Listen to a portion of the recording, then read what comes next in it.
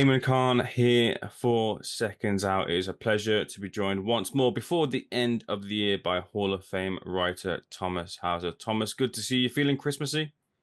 I'm feeling Christmassy, and it's nice to be back with you. Great to be speaking to you as well. Let's get straight into the action then. A lot of anticipation heading towards the rematch between Usyk and Fury, which now sees over the 12 rounds. Usyk once again defeat Tyson Fury last night. What did you see unfold before your eyes on the screen?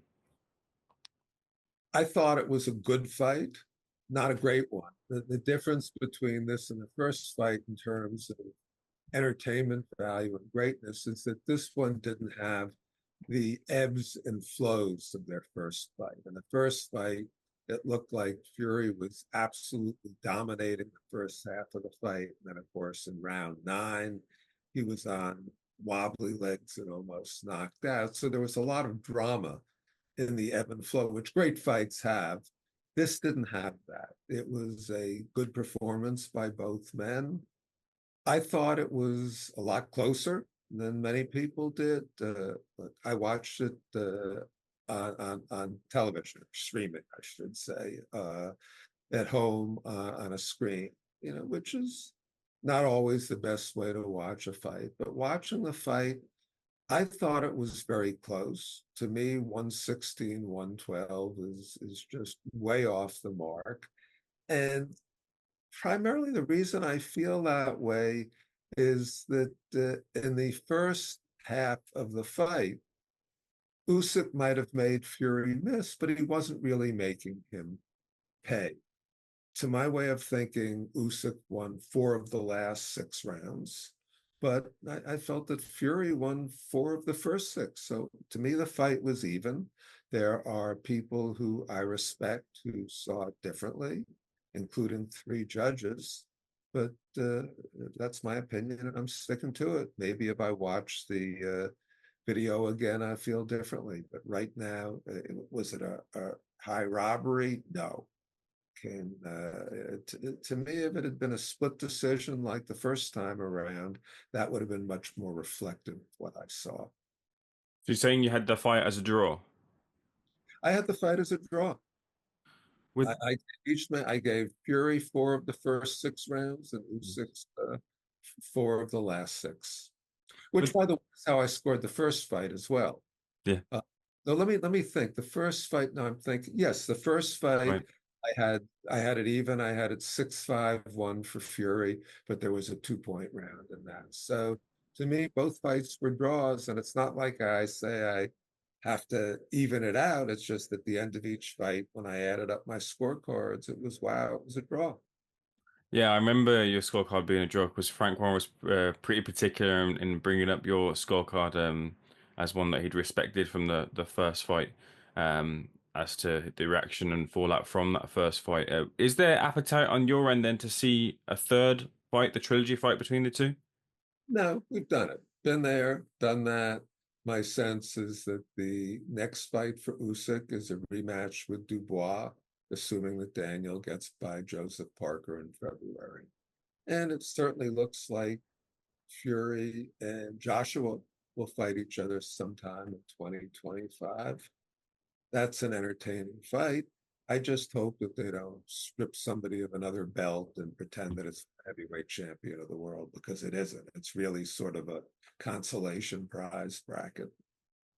Whilst there does seem to be plans in motion for fights in the future for both men, what about the possibility that that might be what we saw last night, the last time we see either man in the ring?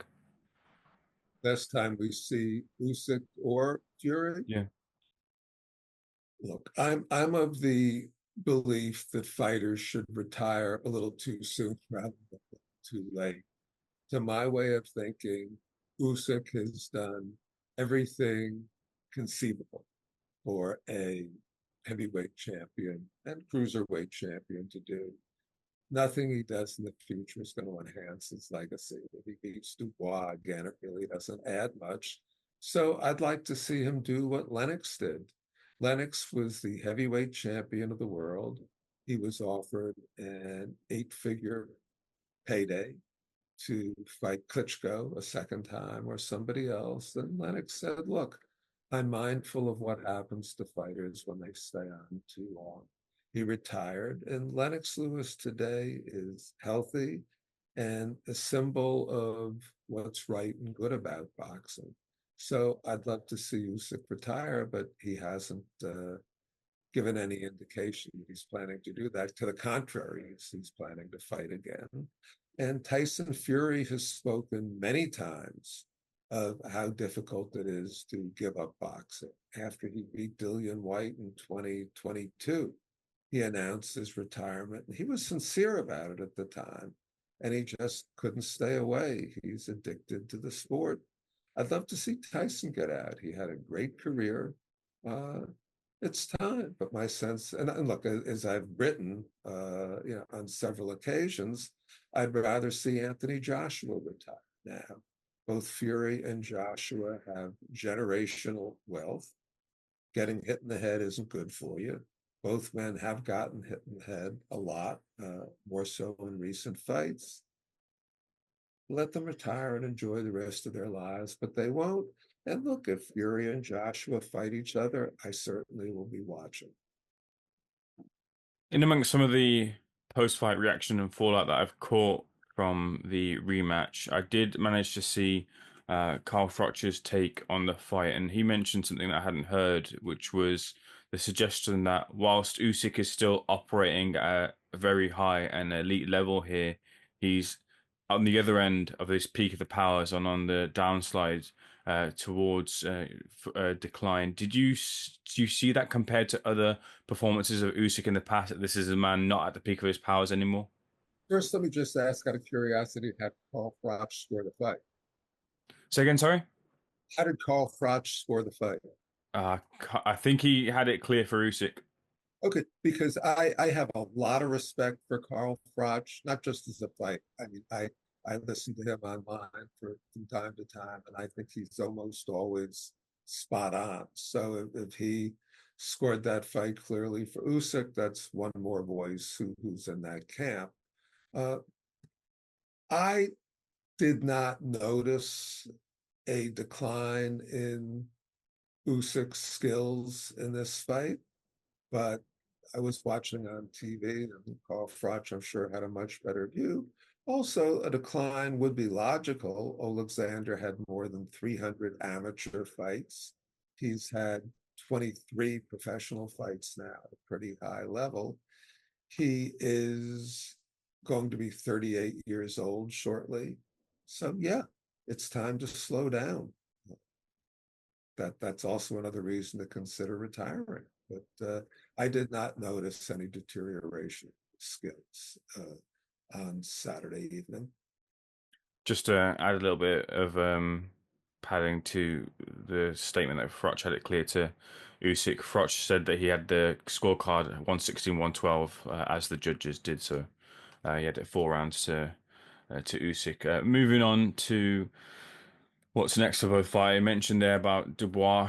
Any possibility that Dubois could be the man to inflict a defeat onto Usyk's victory, having faced him before? Well, there's certainly a possibility that Daniel Dubois can win. This is boxing. Look, we just saw Jaime Munguia Hmm. knocked out by a 25 to 1 underdog. It happens. But having said that, to me, Usyk completely dominated the first fight, with the exception of a low blow. Watched that many times. I freeze framed it. I do think it was a low blow, and I think it jammed Alexander's protective cup into the crown jewels. Usyk dominated Dubois the first time around.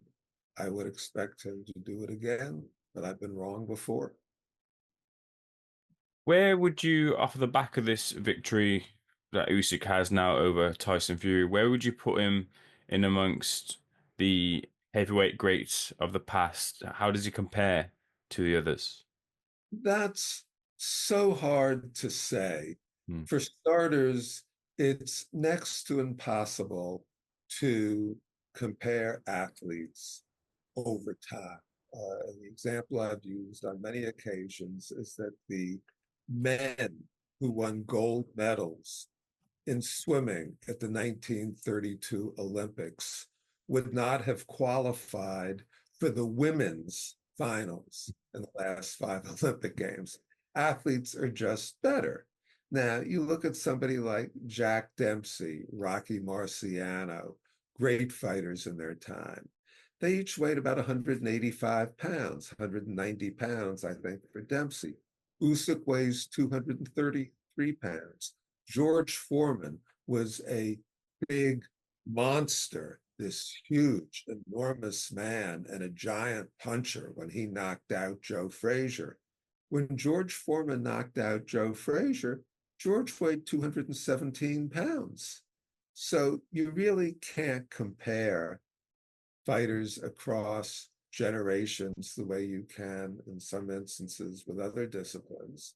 Having said that, I think Muhammad Ali would have beaten Usyk. I think he would have danced rings around him. I'm not so sure that Vitaly and Vladimir Klitschko wouldn't have knocked him out. Lennox Lewis, I think, would have given him a very, very hard time. But let's just say that the discussion, for the past 5, 6, 7 years is the best heavyweight of our generation, Tyson Fury, Anthony Joshua, or Deontay Wilder, and it's clear now that the answer is none of the above. Example, Usyk. Going back to the scoring of the fight, there was an intriguing innovation that was tried and tested for the first time in the form of AI judging. The AI judging had it 118, 110. Are we off to a good start with the AI judging here? I think instead of calling it AI, you could call it US, which is utter stupidity. It's just absolutely ridiculous. First, I can't imagine there's anybody on the planet uh, knows anything at all about boxing. Thinks Usyk won 10 of 12 rounds. That's for starters. It doesn't work. Every now and then people come up with these idiotic ideas. At one point, they were talking about punch force. They were going to put this device in fighters' gloves, and it was going Yeah, I to remember that. measure the power of a punch. And HBO put hundreds of thousands of dollars into developing this technology. And the idea was, well, you would take the size of the fighter and the dimensions of his fist and forearm, and then calculate the speed that it took for the punch to land. And look, force equals speed times mass. That's why if a Major League Baseball player throws a fastball at you and hits you, it's going to hurt a lot more than if I throw a fastball at you and hit you, because the leaguer's fastball, goes 3 times as fast as mine. But they developed this great technology, and I was looking at it. HBO was talking about making it public, and I was looking and really working with it in the fight. And I said, wait a minute, you're telling me speed times mass. So if I do the math, that means Dan Raphael punches harder than Manny Pacquiao, because Manny Pacquiao is much faster, but Dan is 3 times as large. He has 3 times the mass. And there was a long pause, and I heard, I guess we have a problem. Stop with the artificial intelligence. I mean, get some intelligent, unbiased judges. And by and large, people know who the good judges are, and people know who the bad judges are. So put the good judges in, and they'll get it right far more often than they get it wrong. Whilst on the subject of judging, I don't know how much of the undercard you saw, but there's a lot of controversy coming out of the fight between Johnny Fisher and Dave Allen, how that fight was scored. Did you catch Yeah, that one? I did not watch all the undercard. I would confess I was watching college football for a lot of the day, which is, the first round of the college football playoffs started yesterday. But I did watch the Fisher Allen fight, and I thought the decision was outrageous. That was what I call an agenda decision. Allen won the fight, plain, simple, over, done with. And there is no way you could have given that fight. To my eyes, looking at a TV monitor. I wasn't sitting on the ring apron. Have to qualify that. But from where I sat, it was clearly outrageous, and I suspect that you thought it was too. Yes, I do feel that Dave Allen did win that fight. Lastly, Thomas, I ran out of questions for you on this fine evening here in the UK. But just contextually, with a lot of the fights now happening over in Saudi Arabia, and what is being called one of the biggest and best cards coming up next year, a hot start into next year in February as well too. What was your kind of overriding feeling about the Riyadh season and the cards and fights that have been created and made over in Saudi Arabia? Well, first, I do get a little tired of hearing that every fight has a massive Sure. undercard because most of the undercards are A side versus B side fighters. Now, the February card looks like a good one, too. Uh, Having said that, I don't know that the period we're going through now is that good for boxing. Yes, we are seeing some good fights that we want to see, but for the most part, the best fights are behind a paywall, which cuts boxing off from the widest possible audience. They're taking place in Saudi Arabia, so very few fans can get there and actually see them live. So yeah, I like the fact that we're seeing some good fights, either streaming or however else you want to see them. But it's not an unmixed blessing.